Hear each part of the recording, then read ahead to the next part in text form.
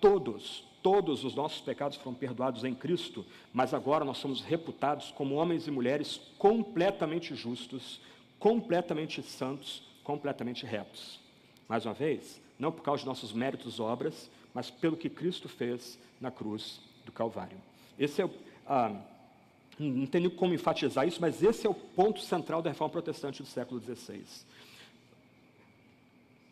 Ser simplesmente monergista não quer dizer que você está alinhado com a reforma protestante do século XVI.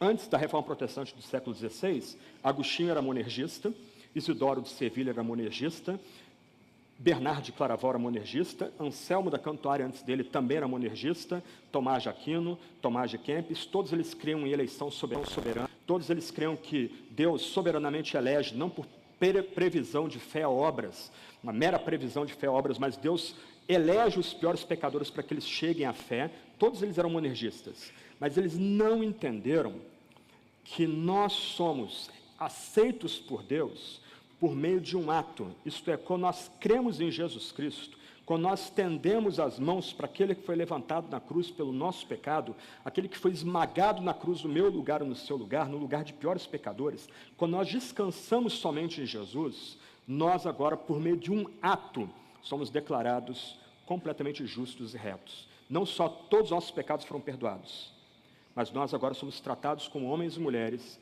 completamente justos e retos. Diante de Deus, diante do seu tribunal, nós já fomos absolvidos por meio de Cristo Jesus. Todo temor é expulso, todo medo é lançado fora.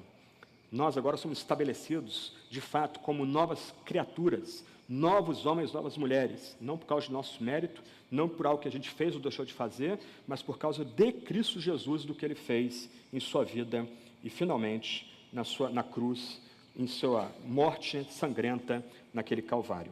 Zacarias Ursinos, que é o autor do Catecismo de Heidelberg, ele resume esse ensino da seguinte forma na pergunta 36. O que você crê sobre a remissão dos pecados? Presta atenção como nossos pais entenderam corretamente a doutrina. Creio que Deus, por causa da satisfação em Cristo, jamais quer lembrar-se de meus pecados e de minha natureza pecaminosa, que devo combater durante toda a minha vida. Mas Ele me dá a justiça de Cristo pela graça, e assim nunca mais serei condenado por Deus. Nunca mais. Eu vou tratar desse ponto no final, mas nós continuamos lutando com a nossa velha natureza, nós continuamos lutando com nossos baixos instintos.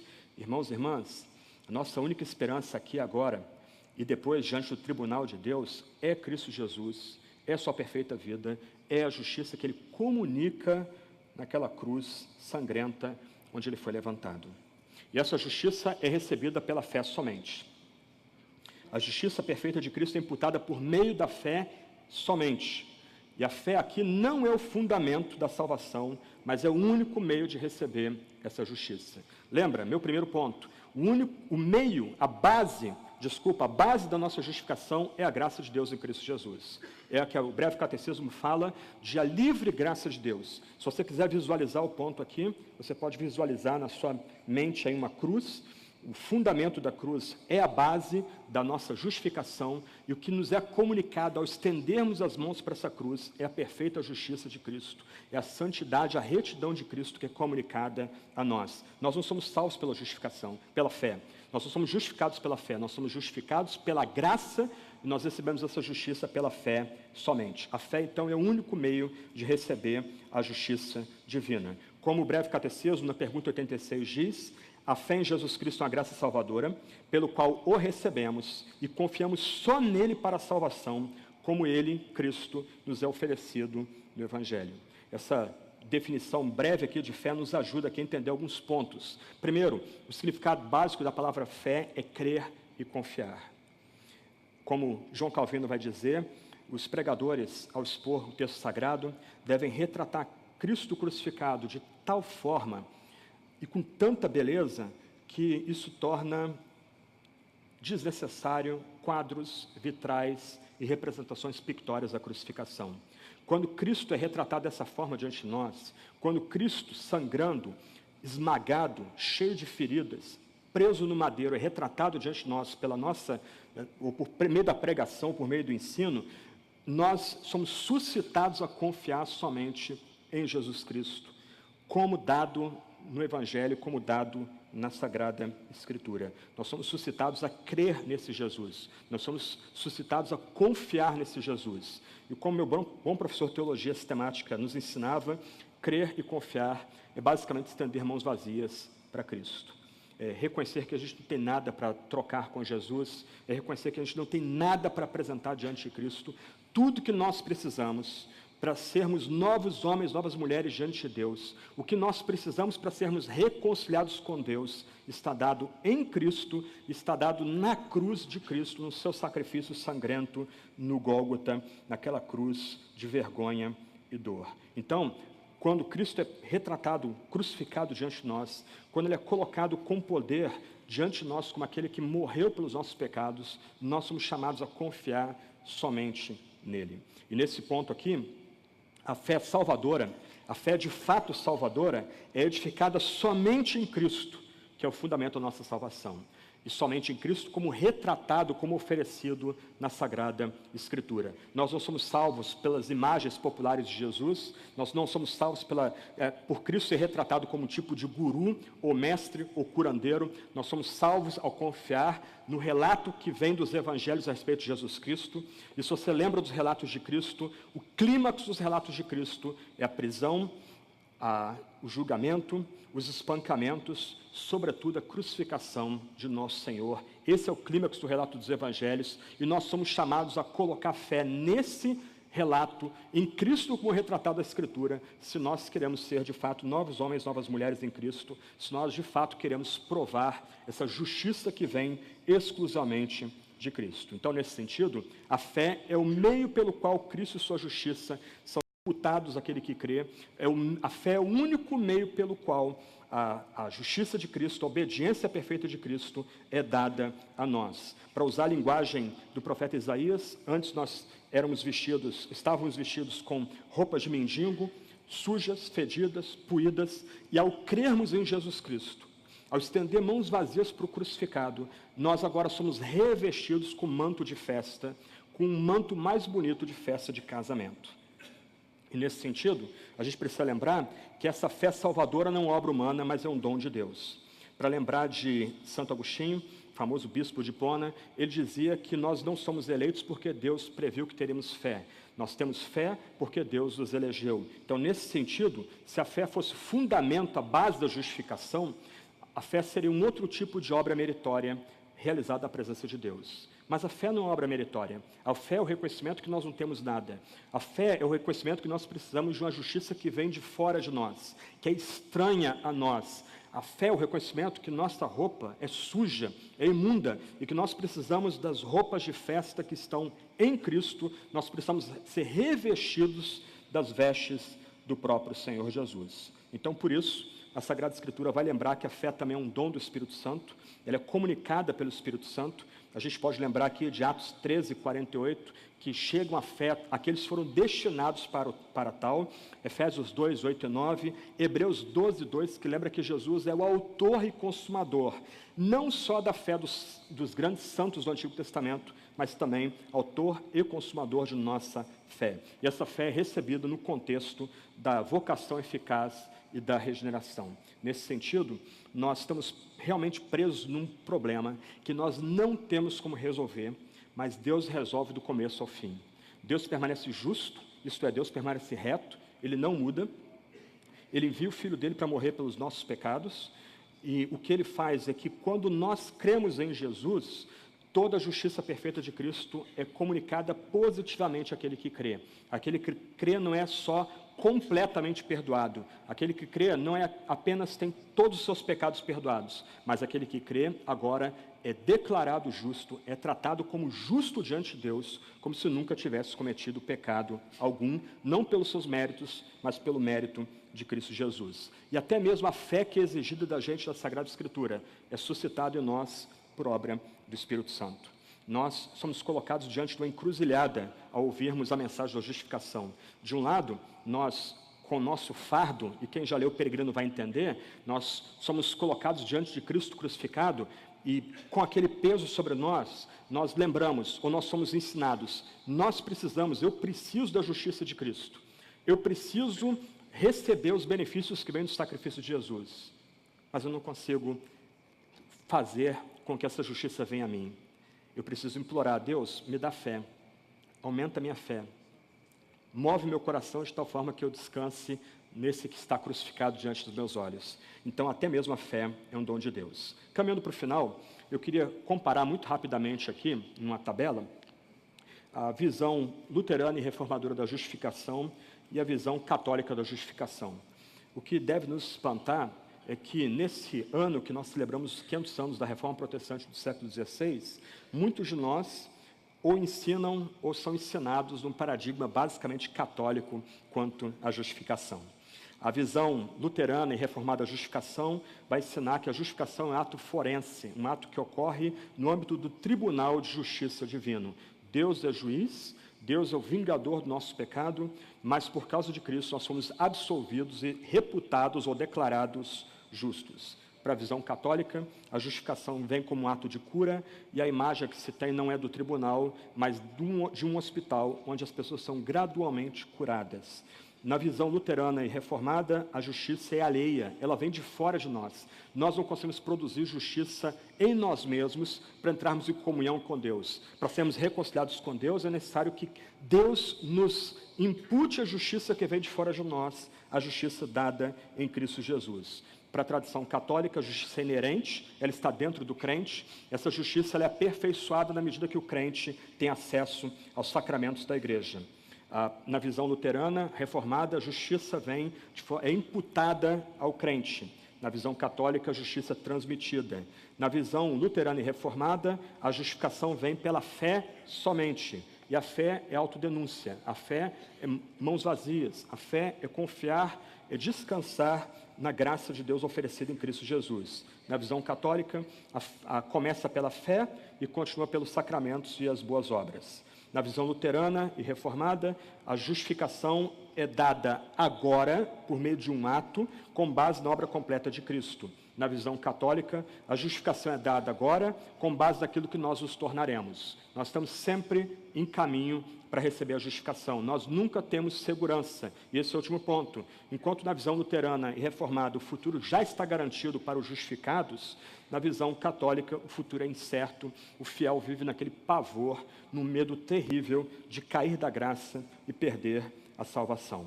Mas talvez você esteja perguntando aí, mas ok, tudo bem, estou entendendo o ponto, mas onde entra o meu arrependimento? Nós ouvimos há pouco aí uma exposição da mensagem central das 95 teses. A primeira tese começa com a famosa pergunta: quando Jesus Cristo ensina a arrependei-vos ou convertei-vos dos evangelhos, ele quer que toda a vida cristã seja de conversão e seja de arrependimento. A pergunta que geralmente se faz quando se ensina esse dogma luterano e reformado da justificação é: permaneceremos no pecado, pois, para que a graça abunde? E esse foi o problema do catolicismo pós-reforma. O catolicismo pós-reforma, ele rejeitou cabalmente toda essa visão de justificação, entendendo que ela seria uma porta de entrada para um antinomismo ou para uma vida pouco preocupada com a santificação. Mas Lutero entendeu que aqueles que foram justificados continuam lutando com a sua natureza pecaminosa. Por isso ele fala do paradoxo da justificação. A pessoa que recebeu o dom da fé, ela vai ser simultaneamente, em sua vida após a justificação, simultaneamente justa e pecadora. Lutero vai dizer: somos verdadeiramente e totalmente pecadores, com respeito a nós mesmos, ao nosso primeiro nascimento. Inversamente, já que Cristo nos foi dado, somos santos e justos totalmente. Então, de diferentes aspectos, somos considerados justos e pecadores ao mesmo tempo. Nós, então, estamos presos a esse paradoxo. Por um lado, por causa de nossa natureza em Adão, nós vamos continuar lutando com o pecado, nós vamos continuar lutando com os demônios, nós vamos continuar lutando contra o mundo, como tipo de ideologia que se levanta contra Deus, mas, do outro lado, nessa tensão que não é resolvida desse lado da existência, se nós cremos em Jesus, se nós confiamos em Jesus, nós já fomos revestidos com sua perfeita justiça. E somos considerados, então, por Deus, como homens e mulheres completamente justos e santos e retos, como homens e mulheres que já estiveram diante do seu tribunal e foram absolvidos pelo Deus que é justo e justificador. Então, por conta dessa tensão, nós agora respondemos a Deus com uma vida de quebrantamento e arrependimento. Presta atenção, nós não somos salvos pela fé, nós não somos salvos pelo nosso arrependimento diário. A fé é o único meio pelo qual nós recebemos a justiça de Deus em Cristo Jesus, e do outro lado, nosso arrependimento diário, nosso quebrantamento diário, é a nossa resposta de gratidão à grande graça que Deus nos deu em Cristo Jesus no Calvário.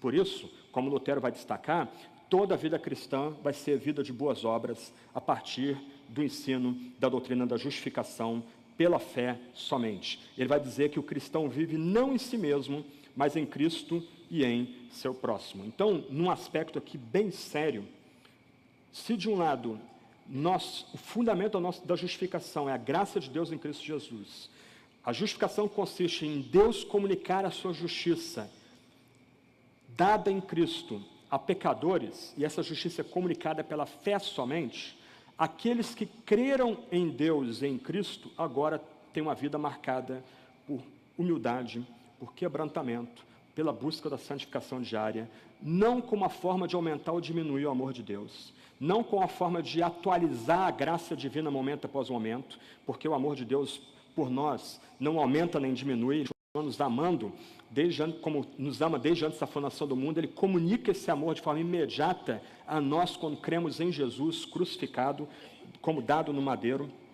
Mas do outro lado, nós buscamos arrependimento e quebrantamento diário pelo que Deus nos deu em Cristo Jesus. Essa é a nossa resposta graciosa. Essa é a nossa resposta alegre ao que Deus nos deu em Cristo Jesus. Nós, como Lutero vai dizer, passamos a ter uma vida marcada, não pelo amor próprio, mas pelo amor ao próximo e pela paixão por fazer boas obras, como resposta grata ao que Deus deu no Calvário.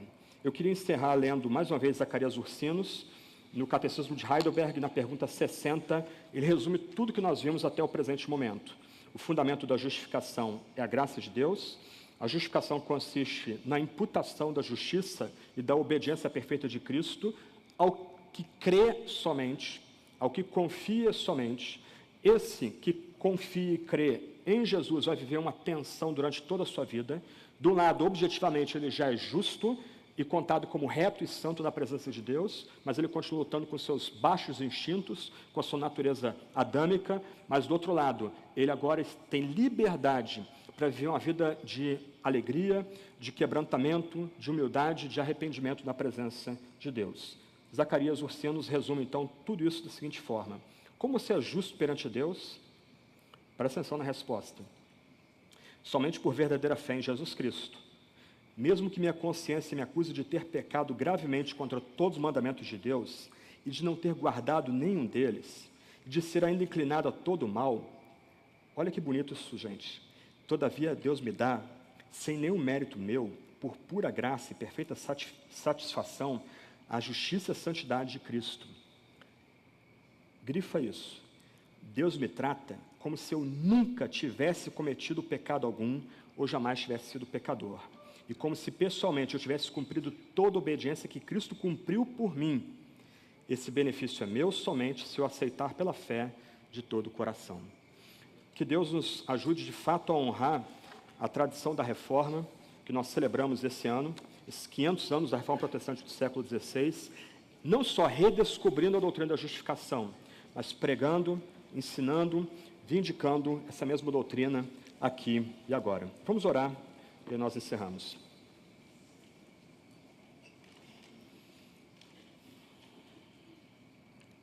Senhor Deus, Tu és justo e justificador. Tu és completamente reto e santo, tão puro de olhos que não pode ver e tolerar o mal. Nós somos pecadores, nascidos e criados em miséria. Nós celebramos e adoramos o Teu nome, ó Deus, porque Tu serias perfeitamente justo em derramar a Tua ira sobre nós, em exterminar todos nós e todos nós juntos, banir-nos todos nós ao inferno. Ó Deus, nós iríamos ao inferno celebrando a Tua justiça, a Tua retidão, mas o Senhor não fez assim. pura misericórdia, uma misericórdia que a gente não entende, que escapa às nossas palavras, intelecto e imaginação, o Senhor determinou enviar o teu Filho, Cordeiro que foi digno de ser morto desde antes da fundação do mundo, para, tendo vivido vida perfeita, vida reta, vida íntegra, ter sido levantado na cruz do Calvário, uma cruz de vergonha e dor, ter sido massacrado pelo meu pecado e pelo nosso pecado. Senhor Deus, nós só podemos celebrar o teu nome, porque por pura graça, o Senhor suscitou fé em nosso coração e nos levou a descansar em Jesus e tão somente nele. O Senhor nos revestiu com a justiça perfeita de Cristo, de tal forma que o Senhor, que é justo, agora nos justifica. O Senhor nos comunica a justiça. O Senhor nos tornou homens e mulheres agora justos e retos e santos, como se nós nunca tivéssemos pecado. Isso por causa da morte de Cristo naquele lugar de vergonha e dor. Ó Deus, nós celebramos o teu nome, nós louvamos o teu nome, nós cantamos o seu nome. Senhor, nós não temos nem como proferir palavras na tua presença por causa desse mistério profundo do teu amor por nós, revelado na cruz em Jesus Cristo. Nós imploramos, ajuda-nos a meditar nessa doutrina, ajuda-nos, ó Deus, a aplicá-la continuamente em nosso coração, na nossa mente, ajuda-nos, ó Deus, a revestir nossa cabeça com essa doutrina como um verdadeiro capacete. Nós imploramos, ó Deus, que a gente possa pregar e comunicar essa doutrina aqui e agora. Ó Deus, dá teu Espírito para nós, para que com fidelidade a gente exponha essa doutrina para o nosso povo, libertando-os dos grilhões, dos ataques satânicos, das acusações que vêm do diabo, do pecado que ainda continua residindo na gente, dos ataques que sofremos do mundo. Ó Deus, ajuda-nos a pregar essa doutrina no poder do teu Espírito, ajuda-nos a vindicar essa doutrina tão antiga, mas ainda desconhecida entre nós. Ajuda-nos, ó Deus, a cantarmos e a celebrarmos aquilo que o Senhor fez em Cristo no Calvário e dá a nós, por livre graça, recebida pela fé somente. Nós pedimos tudo isso em nome de Jesus Cristo, nosso Senhor, nosso Salvador, nosso justificador, nosso reconciliador, nosso propiciador, nosso expiador, nosso único Salvador. Em nome dele que oramos. Amém.